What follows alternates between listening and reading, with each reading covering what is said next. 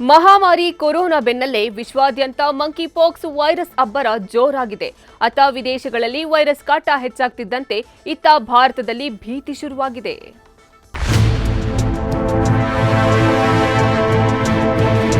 ವಿದೇಶದಲ್ಲಿ ಹೆಚ್ಚಾಯಿತು monkey pox virus ಅಬ್ಬರ.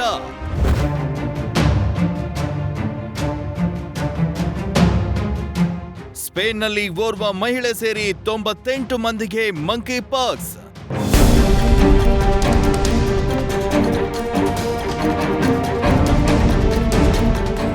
ಕೊರೋನಾ ಕಡಿಮೆಯಾಯ್ತಪ್ಪ ಅನ್ಕೊಳ್ತಿರುವಾಗಲೇ ಮಾರಿ ಮಂಕಿ ಪಾಕ್ಸ್ ಮಹಾಮಾರಿ ರೂಪದಲ್ಲಿ ವಿಶ್ವಾದ್ಯಂತ ಹೆಚ್ಚಾಗ್ತಿದೆ.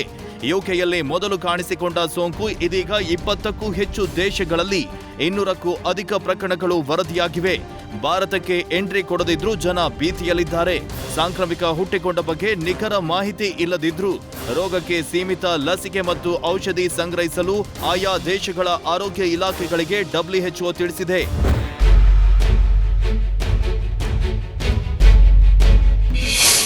ಮಂಕಿ ಪಾಕ್ಸ್ ಆರಂಭದಲ್ಲಿ ಯುರೋಪ್, ಅಮೆರಿಕ, ಕೆನಡಾ, ಇಸ್ರೇಲ್ ಮತ್ತು ಆಸ್ಟ್ರೇಲಿಯಾದಲ್ಲಿ ಕಾಣಿಸಿಕೊಂಡಿತ್ತು.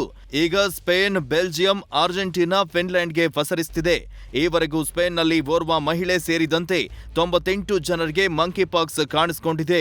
ಭಾರತದಲ್ಲಿ ಮಂಕಿ ಪಾಕ್ಸ್ ಪ್ರಕರಣ ಪತ್ತೆಯಾಗದಿದ್ರೂ ಜನ ಮಾತ್ರ ಭೀತಿಯಲ್ಲಿದ್ದಾರೆ. ಹೀಗಾಗಿ ಏರ್ಪೋರ್ಟ್ಗಳಲ್ಲಿ ಹದ್ದಿನ ಕಣ್ಣಿಡ್ಲಾಗ್ತಿದೆ. ವಿಶ್ವ ಆರೋಗ್ಯ ಸಂಸ್ಥೆ ನೀಡಿದ ಸಲಹೆಯಂತೆ ಭಾರತದಲ್ಲಿ ಈಗಿನಿಂದಲೇ ಮುಂಜಾಗ್ರತಾ ಕ್ರಮಗಳನ್ನು ಕೈಗೊಳ್ಳಲಾಗ್ತಿದೆ.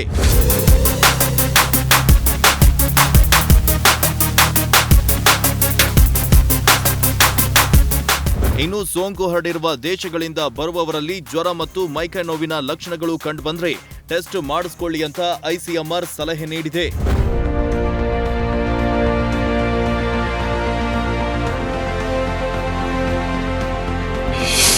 ಮಧ್ಯ ಮತ್ತು ಪಶ್ಚಿಮ ಆಫ್ರಿಕಾದಲ್ಲಿ ಕಾಡು ಹೆಚ್ಚಾಗಿರೋದ್ರಿಂದ ಪ್ರಾಣಿಗಳಿಂದ ಜನರಿಗೆ ಸೋಂಕು ಹರಡುವ ಸಾಧ್ಯತೆಗಳಿರ್ತವೆ. ಯುರೋಪ್ ಮತ್ತು ಅಮೆರಿಕದಲ್ಲಿ ಕೆಲ ಪ್ರಕರಣ ಪತ್ತೆಯಾಗಿದ್ದು ಜನ ಭಯಪಡೋ ಅಗತ್ಯ ಇಲ್ಲ ಅಂತ ICMR ತಿಳಿಸಿದೆ. ಯುರೋಪಿಯನ್ ಯೂನಿಯನ್ ಮಂಕಿ ಪಾಕ್ಸ್ ವಿರುದ್ಧ ಲಸಿಕೆ ಅಭಿವೃದ್ಧಿಪಡಿಸುವ ಕಾರ್ಯದಲ್ಲಿದೆ. ಸದ್ಯದ ಮಟ್ಟಿಗೆ ಸಾಮೂಹಿಕ ಲಸಿಕಾಕರಣ ಅಗತ್ಯವಿಲ್ಲ.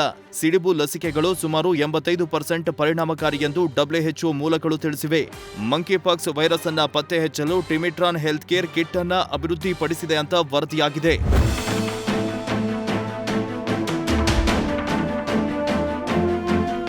ಮಂಕಿ ಪಾಕ್ಸ್ ವೈರಸ್ ವಿದೇಶಗಳಲ್ಲೇ ಹೆಚ್ಚಾಗಿ ಹರಡುತ್ತಿದ್ದು ಮುಂಜಾಗ್ರತಾ ಕ್ರಮ ಕೈಗೊಳ್ಳುವಂತೆ ಎಲ್ಲಾ ದೇಶಗಳಿಗೂ ವಿಶ್ವ ಆರೋಗ್ಯ ಸಂಸ್ಥೆ ಸೂಚಿಸಿದೆ.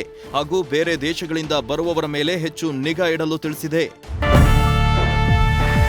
News first bureau. News first ಪ್ರತಿಕ್ಷಣ ನಿಮ್ಮೊಂದಿಗೆ.